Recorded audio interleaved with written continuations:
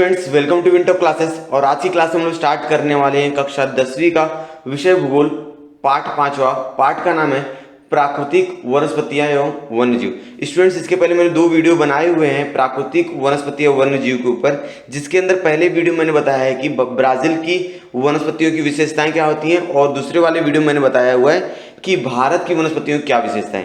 ठीक है, ब्राजील में कौन कौन से प्रकार की वनस्पतियां पाई जाती हैं और भारत में कौन कौन से प्रकार की वनस्पतियां पाई जाती है, और उन वनस्पतियों की विशेषताएं क्या और उन वनस्पतियों की उपयोग क्या होते हैं अलग अलग देशों में, ब्राजील और भारत में। ठीक है स्टूडेंट, जैसे हमने ब्राजील में देखा था सदाबहार वन पाए जाते हैं, पर्णपाती वन पाए जाते हैं, कंटीली झाड़ी के वन पाए जाते हैं, समुद्र तट के वन पाए जाते हैं। ठीक है ना, ये कुछ वन थे जो हम लोग देखे थे ब्राजील में पाए जाते हैं, और कुछ ऐसे वन थे जो ब्राजील में पाए जाते, भारत में पाए जाते थे। भारत में पाए जाने वाले वन कौन से? सदाबहार, पर्णपाती, कंटीली झाड़ी वाले वन, समुद्री तट के वन और हिमालय के वन। ठीक है स्टूडेंट्स, तो हिमालय के वन एक ऐसा वन था जो सिर्फ भारत में पाया जाता था, ब्राजील में नहीं पाया जाता। अगर किसी ने पूछा ऐसा कौन सा वन है जो ब्राजील में तो नहीं पाया जाता लेकिन भारत में पाया जाता है, तो उसका एग्जाम्पल आएगा हिमालय के वन।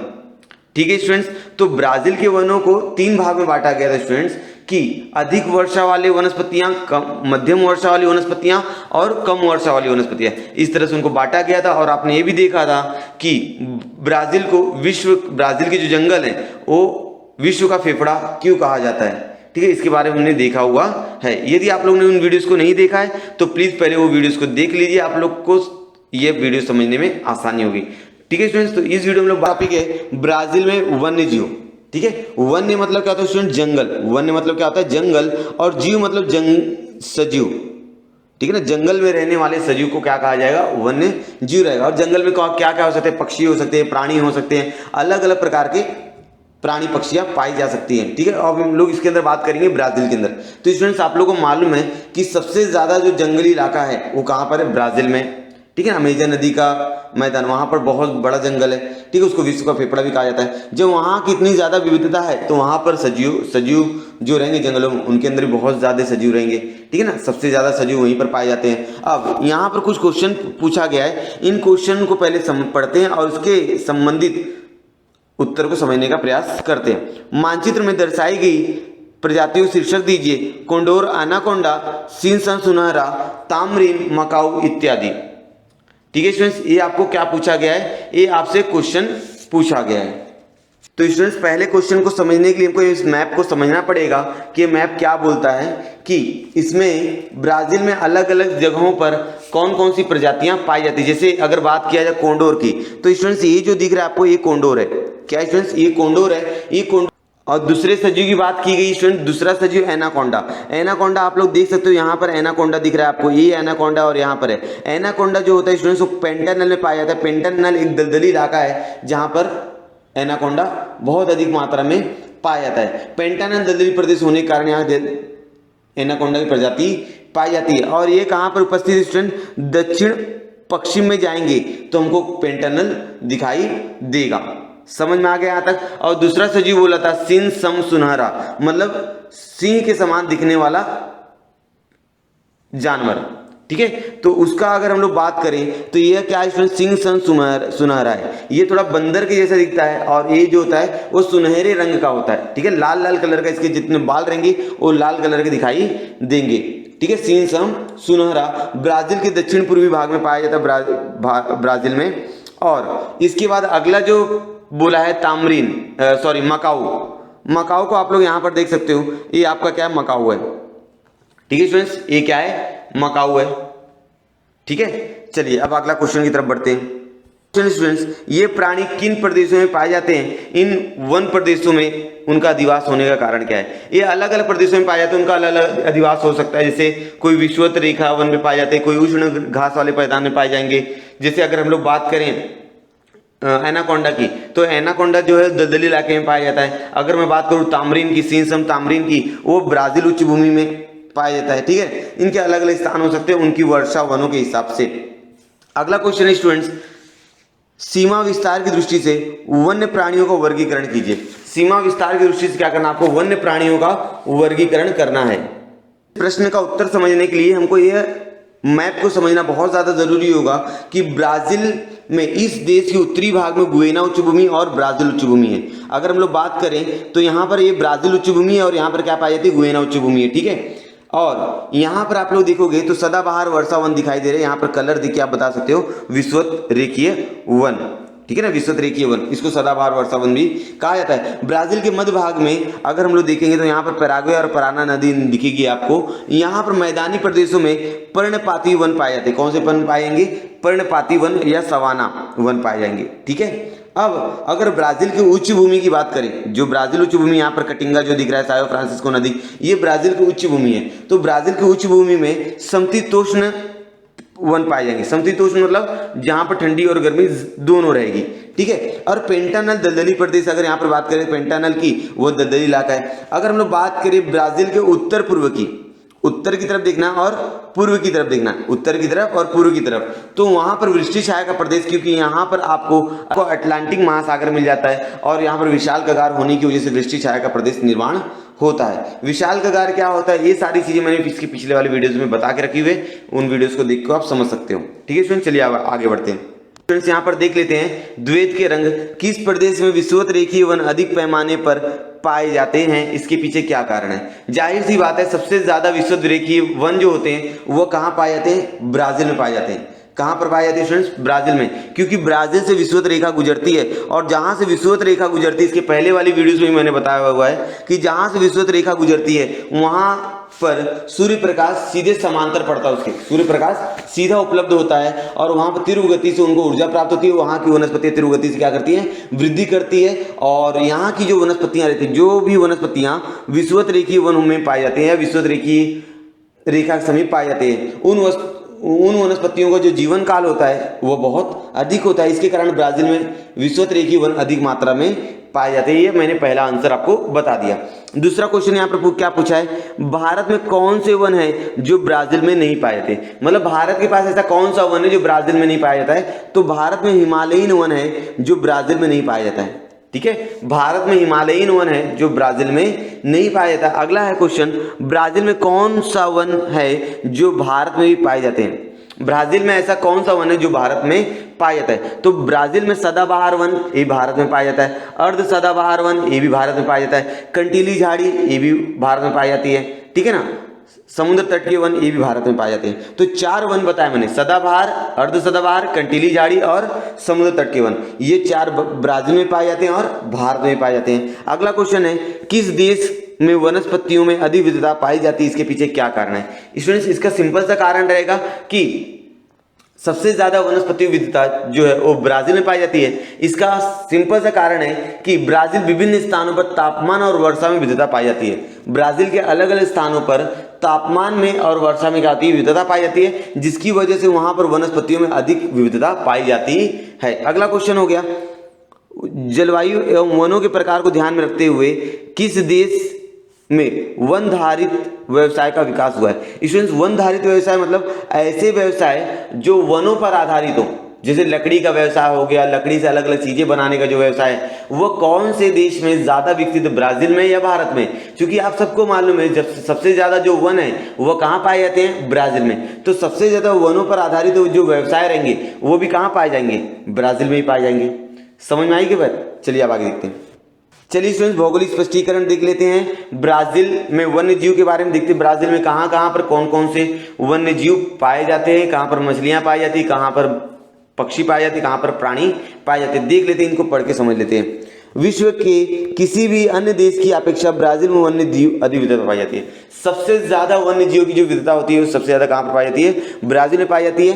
पेंटानल नामक दलदली प्रदेश में विशाल एनाकोंडा पाया जाता है। पेंटानल में विशाल एनाकोंडा पाया जाता है। ब्राजील में गिनी पिग, मगरमच्छ, घड़ियाल, बंदर, प्यूमा, तेंदुआ आदि प्राणी पाए जाते हैं। ब्राजील में बड़े पैमाने पर गिनी पिग, मगरमच्छ, घड़ियाल, बंदर, प्यूमा और तेंदुआ ये पाए जाते हैं। ठीक है स्टूडेंट्स, समझ में आ रहा है क्या। चलो अब आगे देखते हैं। मछलियों की प्रजातियों में सागर में पाई जाने वाली स्वॉर्डफिश और नदी में पाई जाने वाली पिराना और गुलाबी डॉल्फिन। जो समुद्र में पाई जाने वाली मछली है उसका नाम क्या है, स्वॉर्डफिश। और जो नदी में पाई जाने वाली मछली है उसका नाम क्या है, पिराना और गुलाबी डॉल्फिन। ये गुलाबी डॉल्फिन जो होता है स्टूडेंट्स, ये भारत की राष्ट्रीय मछली है, ठीक है ना, ये गंगा नदी में पाई जाती है, ठीक है। आगे हम लोग पढ़ने वाले हैं। बहुत ऊंचाई पर उड़ने वाले और आकार में कोंडोर पक्षी, जो ये कोंडोर पक्षी होता है वो बहुत ज्यादा ऊंचाई पर उड़ता है, लगभग 100 मील ऊंचाई, लगभग 100 मील तक वो बिना पंख हिलाए उड़ सकता है कोंडोर, ठीक है स्टूडेंट्स। आगे विभिन्न प्रकार के तोते, मकाऊ, राजहंस आदि पक्षियों प्रजातियां पाई जाती है। यहाँ पर आप मकाऊ देख सकते हो, यहाँ पर आप लोग देख सकते हो शीर्षम सुनहरा देख सकते हो, और यहाँ पर आप लोग देख सकते हो बड़े ऊंचाई पर उड़ने वाले कोंडोर पक्षी, ठीक है। राजहंस देख सकते हो यहाँ पर, ठीक है ना, राजहंस, यहाँ पर राजहंस है, आदि प्रजाति पाई जाती है। लाखों प्रकार के कीड़े यहाँ पर विशेषता होती है। ऐसी विविधता कारण ब्राजील वन्य जीव बहुत समृद्ध है। ये अलग अलग विविधताओं की वजह से ब्राजील का जो वन्य जीव है वो बहुत ज्यादा क्या है, समृद्ध है। तो स्टूडेंट्स आपको मालूम है ब्राजील का वन्य जीव बहुत ज्यादा समृद्ध है, लेकिन कुछ तो कमियां भी हो सकती है वहां पर। अब देखते हैं कि ब्राजील में कौन कौन से ऐसे कुछ कारण है जिनकी वजह से वहां पर परेशानी उत्पन्न हो रही है। प्राणियों की अवैध तस्करी, वहां पर वन्य प्राणियों को बहुत ज्यादा शिकार किया जाता है। वनों की कटाई, स्थानांतरित कृषि रोका, जो आदिवासी लोग करते हैं ना, कुछ समय तक यहाँ एक जगह खेती करेंगे, जब वहाँ की जमीन उपयोग हो जाएगी तो वो लोग उठ के दूसरी जगह चले जाएंगे। तो इनकी वजह से वो रोका खेती करते तो वहाँ पर जो भी वृक्ष पाए जाएंगे उन वृक्षों की कटाई करेंगे, और जिसकी वजह से वहाँ पर जो पेड़ों की संख्या है वो कम होती जा रही है। प्रदूषण आदि कारण पर्यावरण की रक्षा हानि जैसी समस्याएं ब्राजील में प्रमुख है। इस कारण अनेक स्थानीय प्रजातियां क्या होगी, वहां की विलुप्त हो चुकी हैं। इसकी वजह से ब्राजील में ऐसी बहुत सारी प्रजातियां हैं जो पहले पाई जाती थी, लेकिन आज वहां पर पाई जाती है क्या, नहीं पाई जाती है, ठीक है। ये आपको समझ में आ गया होगा ब्राजील वन्य जीव, ठीक है स्टूडेंट्स। तो अगला हमारा टॉपिक है भारत वन्य जीव। अब देख लेते हैं कि भारत के वन्य जीव किस प्रकार की विविधता पाई जाती है, कौन कौन से जानवर, कौन कौन सी पक्षियां भारत में कौन कौन से हिस्से में पाई जाती हैं। आप जानते हैं सन 2016 में किए गए एक सर्वेक्षण के अनुसार ब्राजील में 5,831 वर्ग किमी क्षेत्र का निर्वरीकरण एक वर्ष में हो चुका है। 2016 के अनुसार एक सर्वेक्षण किया गया था कि वहां पर एक साल के अंदर 5,831 वर्ग किलोमीटर इतनी जगह पर पहले वन था, अब वहां पर क्या कर दिया गया, जंगलों को काट दिया गया है, ठीक है। वन्य जीव, नीचे दिए गए प्राणियों को आकृति 5.5 के मानचित्र में उनके अधिवास के अनुसार चिन्ह दिखाकर निम्न प्रश्नों के उत्तर दीजिए। इसमें यहाँ पर बहुत सारे प्रश्न पूछे गए हैं, हमको क्या करना है, इन प्रश्नों के उत्तर देना है। तो आप लोग क्या कीजिएगा, किताब लेके बैठिएगा, जब मैं ये क्वेश्चन बोलूंगा, जैसे बंगाल का बाघ बोलूंगा, तो आप लोग समझ जाइएगा, उसको मैं भारत के मैप के में बताऊंगा कि कहाँ पर क्या चीज दर्शाई जा सकती है। बंगाल का बाघ, तो बंगाल राज्य कहां पर है, तो यहां पर बंगाल का बाघ यहां पर दिखाई देगा, ठीक है। इसके बाद हम लोग देख लेते हैं गुंडावन। गुंडावन आपको यहां पर दिखाई देगा, कहां पर, राजस्थान के अंदर गुंडावन आपको राजस्थान में मिलेगा, ठीक है। उसके बाद सिंह की बात हो रही है, तो सिंह आपको सिर्फ एक ही जगह ज्यादा मिल सकता है, वो है गुजरात, ठीक है। गुजरात में आपको सिंह मिलेगा। फिर गंगा डॉल्फिन, गंगा नदी कहां पर बहती है स्टूडेंट्स, यहां से गंगा नदी बहती है, मतलब याल इलाके में आपको डॉल्फिन मिलेगी, ठीक है। इसके बाद ऑलिव रिडले कछुए, ये कछुए जैसे दिखाई देते हैं, तो आपको इस इलाके में मिल जाएंगे कछुआ, ठीक है। भारत के पश्चिमी तटीय प्रदेश में कछुआ मिलता है, और घड़ियाल कछुआ भी यहीं पर मिल जाता है, ठीक है ना। घड़ियाल भी यहीं मिलेगा और कछुआ भी यहीं मिलेगा, और मगरमच्छ भी यहीं पर मिलेगा। मतलब ये जो पश्चिमी घाट और पूर्वी घाट है, यहाँ पर आपको क्या मिल जाएगा, मगरमच्छ मिल जाएगा, ठीक है। इनको याद रखिएगा। अब एक सिंगा वाला गेंडा जो असम में पाया जाता है, असम कहाँ पर है, यहाँ पर है, ठीक है। यहाँ पर एक सिंगी वाला आपको गेंडा मिल जाएगा। 12 सिंगा आपको यहाँ पर मिल जाएगा, कहाँ पर, छत्तीसगढ़ के पास, ठीक है। और यहाँ पर आपको बाघ मिलेगा ऐसे। तो इस तरह से आपको अलग अलग जगहों पर मालूम होना चाहिए कि अलग अलग जगहों पर भारत के कहाँ पर कौन से प्राणी पाए जाते हैं, ठीक है। अब अगला क्वेश्चन स्टूडेंट्स, हमारे पास अगला क्वेश्चन है, भौगोलिक परिस्थितियों से वहां पाए जाने वाले प्राणियों और वनस्पतियों में संबंध बताइए। मतलब भौगोलिक परिस्थिति के अनुसार वहां पर वनस्पति और प्राणियों में क्या करना, आपको संबंध बताना है। सामान्यतः जिस प्रदेश में प्राकृतिक वनस्पतियां अधिक होती है, इसमें आपको मालूम है जहां पर ज्यादा वनस्पतियां रहेंगी वहां पर वन्य प्राणी और पक्षी भी बहुत पैमाने पर पाए जाते हैं। आप सभी को मालूम, जहां पर वनस्पति बहुत ज्यादा रहेगी वहां पर पक्षी और प्राणी भी अधिक मात्रा में पाए जाते हैं, और जिस स्थान पर वनस्पतियों की संख्या कम रहती है वहां पर आपको जो वन्य जीव है वो बहुत कम देखने को मिलता है। तो भारत की जो रेगिस्तान घास वाले प्रदेश है वहां पर बहुत ज्यादा कीड़े पाए जाते हैं, ठीक है। और उन कीड़ों का भक्षण करने के लिए गुंडावन पक्षी पाया जाएगा, जहां पर बहुत ज्यादा कीड़े पाए जाएंगे। भारत के घास वाले प्रदेश जहां पर घास होती है ना, उस इलाके में बहुत छोटे छोटे कीड़े पाए जाएंगे, और उन कीड़ों का भक्षण करने के लिए क्या पाया जाएगा, गुंडावन पक्षी पाया जाएगा। अगर हम लोग बात करें भारत के दक्षिणी भाग में, तो वहां की जलवायु जो है वो उष्ण और आर्द्र है, तो वहां पर ताड़ोबा, मेलघाट, पेंच, सुंदरबन, जिम कार्बेट, रणथंभौर आदि वन्य प्रदेशों की बड़ी संख्या में बाघ पाए जाते हैं। ये कुछ मैंने जगह बताया जहां पर बाघ की संख्या बहुत ज्यादा है, ठीक है। और साथ ही साथ आपको याद होना चाहिए, नीलगिरी, सह्याद्री और सतपुड़ा पर्वत श्रेणियों के घास चरने वाले, जो नीलगिरी है या सह्याद्री पर्वत है, सतपुड़ा पर्वत है, यहाँ पर घास खाने वाले हिरन और मृग प्रजाति पाई जाती है, और वहां पर बकरियां बहुत अधिक मात्रा में पाई जाएंगी, ठीक है स्टूडेंट्स। तो स्टूडेंट्स मेरा आपसे एक क्वेश्चन है, एक नहीं दो क्वेश्चन आपसे, कि मगरमच्छ और घड़ियाल में क्या अंतर है, हिरन और मृग में क्या अंतर है। क्या क्वेश्चन पूछा मैंने, मगरमच्छ और घड़ियाल में क्या अंतर है, मृग और हिरन में क्या अंतर है। इनके आंसर्स मुझे कमेंट सेक्शन में आप कमेंट करके बता दोगे कि मगरमच्छ और घड़ियाल में क्या अंतर पाया जाता है, और हिरन और मृग एक दूसरे से किस तरह से अलग है। इसके अलावा कौन से प्राणी आपको पता है, इसके अलावा आपको अलग अलग प्राणियों के बारे में मालूम होना चाहिए। जैसे हमने देखा यहाँ पर कि तेंदुआ था, चीता था, भेड़िया, सियार, हाथी, हिरन, मृग, ऊंट, ये अलग अलग है, और भी बकरी, गाय, भैंस, ये अलग अलग प्रजातियां, वहां पर अलग अलग प्राणियों के नाम हम लोग लिख सकते हैं जो भारत में पाई जाती हैं। भारत के बाघों का अधिवास प्रदेश के नाम के साथ मानचित्र पर दिखाइए। अगर हम लोग बात करें कि भारत में बाघ कहाँ कहाँ पर पाया जाता है, तो स्टूडेंट्स याद रखिएगा, भारत में ताड़ोबा, मेलघाट, पेंच के बाघ, ठीक है, ये पेरियार के बाघ, सुंदरबन के बाघ, मतलब ये अलग अलग जगह बता रहा हूं। मेलघाट में आपको मेलघाट तथा पेंच ये दो जगह है जहां पर बाघ मिलेंगे। पेरियार नाम की जगह जहां पर बाघ मिलेगा। सुंदरबन आप सबको मालूम है, वहां पर बाघ मिलेगा। जिम कार्बेट में बाघ मिलेगा, और रणथंभौर ये राजस्थान में है, यहां पर आपको बाघ देखने को मिल सकता है।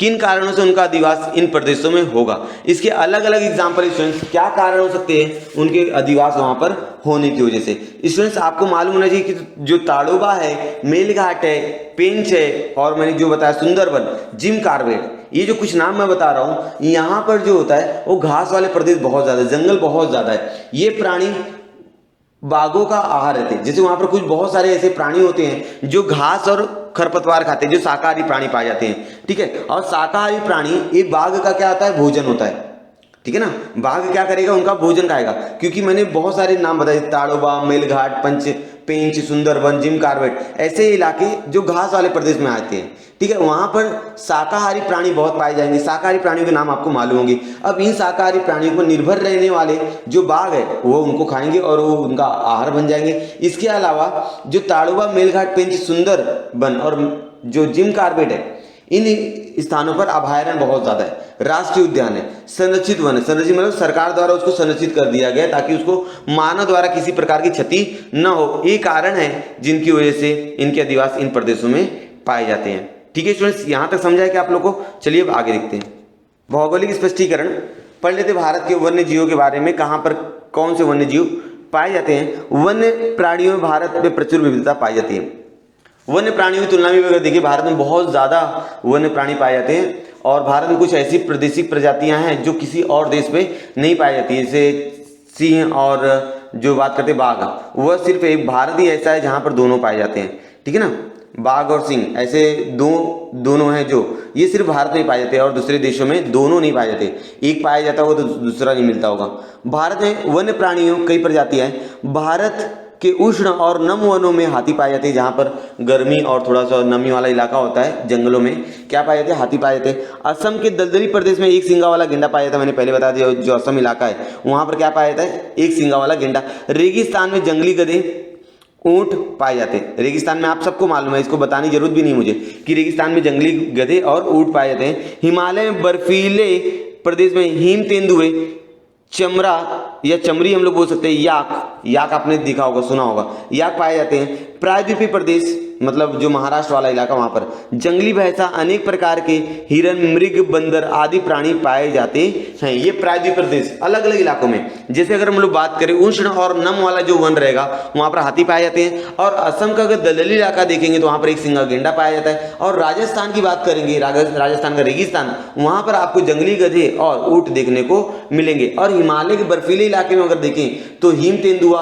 और चमरी मिलता, मतलब याक पाया जाता है। और जो प्रायद्वीपीय इलाका है, जो महाराष्ट्र के नीचे वाला इलाका है, वहां पर अगर बात करें तो जंगली भैंसा, अनेक प्रकार के हिरन, मृग और बंदर प्राणी पाए जाते हैं। अब आगे देखते हैं। विश्व में भारत में ही बाघ और सिंह दोनों पाए जाते हैं। पूरे विश्व में एकमात्र भारत ऐसा देश है जहां पर बाघ और सिंह दोनों पाए जाते हैं। ऐसा नहीं कि दूसरे देशों में बाघ और सिंह नहीं मिलते, लेकिन दोनों नहीं मिलते हैं, ठीक है ना। अगर कहीं बाघ मिलता होगा तो सिंह नहीं मिलता होगा, सिंह मिलता होगा तो बाघ नहीं मिलता होगा। इस तरह से भारत एकलौता ऐसा देश है जहां पर बाघ और सिंह दोनों पाए जाते हैं। नदियों, खाड़ियों, तटीय प्रदेशों में कछुए, मगरमच्छ, घड़ियाल आदि प्राणी पाए जाते हैं। नदियों में बात करें, खाड़ियों की बात करें, तटीय प्रदेश में तो आपको कछुआ, मगरमच्छ, घड़ियाल आदि प्राणी देखने को मिल सकते हैं। वनों में मोर, किलकिला चिरैया जिसको बोलते हैं, तितर, कबूतर, रंग बिरंगे तोते, आर्द्र भूमियों में बत्तख, ठीक है, बगुले, सारस, घास वाले प्रदेशों में गोंडावन पक्षी पाए जाते हैं। घास वाले प्रदेश में गोंडावन पक्षी पाए जाने का मेन रीजन क्या है कि घास वाले प्रदेश में बहुत सारे छोटे छोटे कीड़े मकोड़े पाए जाते हैं और उन कीड़े मकोड़े खाने के लिए वहां पर क्या होता है, क्या पाया जाता है, गोंडावन, जो राजस्थान में ज्यादा है। राजस्थान में गोंडावन पक्षी ज्यादा पाया जाता है, ठीक है ना। यहाँ तक समझ में आ गया। तो स्टूडेंट्स, इस तरह से हमारा पार्ट पूरा होता है। उम्मीद आपको पूरी वीडियो पसंद आई होगी। इस वीडियो लेक्चर में हमने बात किया कि ब्राजील वन्य जीव क्या है और भारत वन्य जीव क्या है। तो आपको पूरी वीडियो पसंद आई होगी। यदि वीडियो आपको पसंद आई है तो इस वीडियो को अपने दोस्तों के साथ शेयर कीजिए और वीडियो को लाइक कर दीजिए। चैनल को अभी तक आप लोगों ने सब्सक्राइब नहीं किया है तो प्लीज चैनल को सब्सक्राइब कर दीजिए और चैनल के बाजू में जो बेल आइकॉन है उसको प्रेस करके ऑल कर दीजिए, ताकि जब भी मैं कोई नई वीडियो अपलोड करूं सबसे पहले नोटिफिकेशन आपको मिले और आप कोई भी वीडियो देखने से चूके ना। तो स्टूडेंट्स, मिलते हैं नेक्स्ट वीडियो में, तब तक के लिए धन्यवाद।